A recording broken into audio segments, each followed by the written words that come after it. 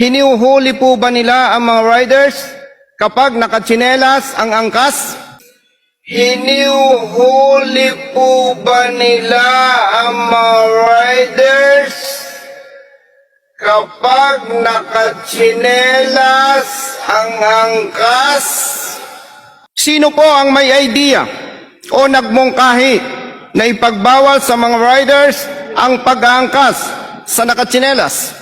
Sino po ang may idea o nagmungkahi na ipagbawal sa mga riders ang pag-aangkas sa nakatsinelas?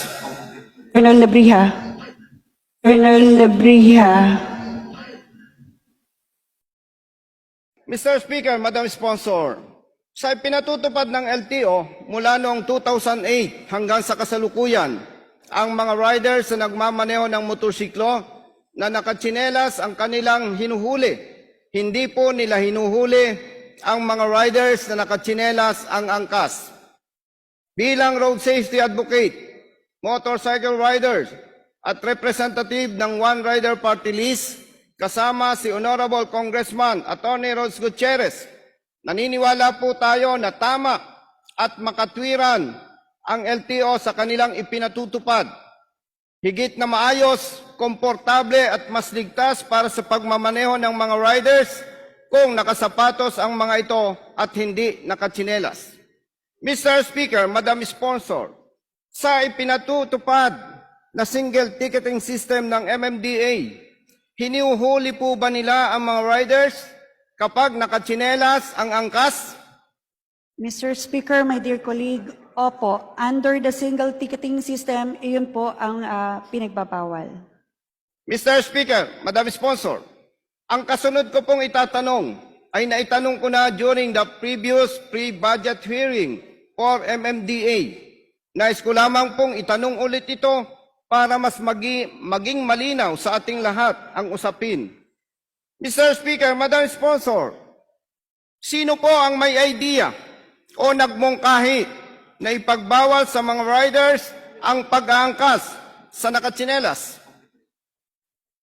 Mr. Speaker, my dear colleague, kailangan ko po talagang banggitin ang pangalan. Yes po, mahalaga po, Madam Speaker, Madam Sponsor, dahil may kasunod pa po akong tanong, Mr. Speaker, Madam Sponsor.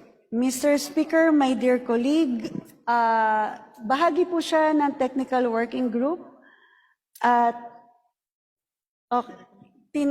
nirekomenda po ito nang itatago na lang po natin sa pangalang Colonel Lebrija.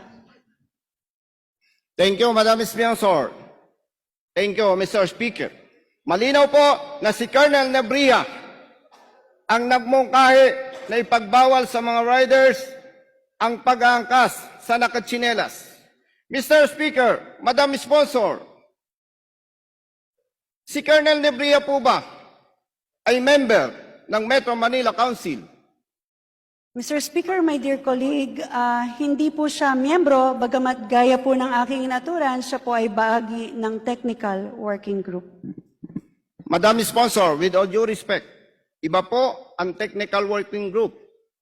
Iba rin po ang Metro Manila Council. Ang Metro Manila Council po ay binubuo ng mga mayors. Kabilang din po dyan sa Metro Manila Council ang chairman ng MMDA. Mr. Speaker, my dear colleague, bagamat hindi po siya bahagi ng Metro Manila Council, sa tuwing nagkakaroon po, nagka-come up ang Metro Manila Council ng isang polisiya, ang technical working group po ang siyang namamahala para mag-craft ng policy po. Mr. Speaker, my dear colleague. Madam Sponsor, Mr. Speaker, hindi po tayo sumasang-ayon sa nabanggit ng Honorable Distinguished Colleague na ang TWG ang nagka-craft.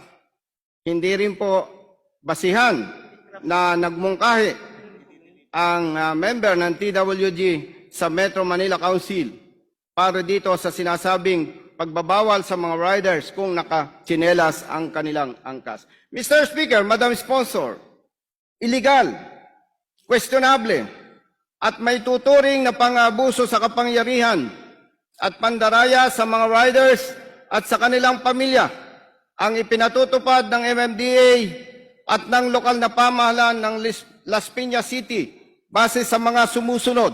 Una, si Colonel Nebria po na nagmungkahi na ipagbawal sa mga riders ang pag-aangkas ng nakatsinelas ay hindi member ng Metro Manila Council. Ikalawa po, Mr. Speaker, Madam Sponsor, wala po tayong mababasa sa minutes of the meetings na isinagawa ng Metro Manila Council na napag-usapan at napagkasunduan ng Metro Manila Mayors at ng MMDA na ipagbabawal sa mga riders ang angkas na nakatsinelas. Ikatlo, Mr. Speaker, Madam Sponsor, matagal nang lumabas ang single ticketing system na ipinatutupad ng MMDA. Pero base po sa records ng mga reklamo mula sa mga motorista na natatanggap ng Rider Safety Advocates of the Philippines, out of 17 local government units sa Metro Manila, Las Piñas City lamang po ang nanghuhuli ng mga riders na nakatsinelas ang angkas. Mr. Speaker, Madam Sponsor, malinaw po itong patunay na hindi sumasang-ayon ang 16 na lokal na pamahalaan sa Metro Manila sa mungkahi ni Colonel Nebria na ipagbawal sa mga riders ang pag-aangkas sa nakatsinelas. At ang ikaapat po, Mr. Speaker, Madam Sponsor,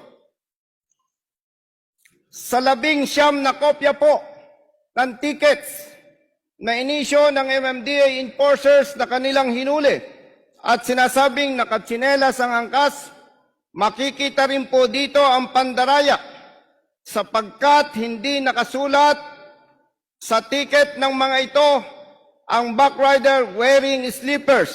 Ang mababasa lamang po sa 19 tickets na inisyo na enforcers ng MMDA, ang nakasulat lamang po dito ay dress code or rider wearing slippers.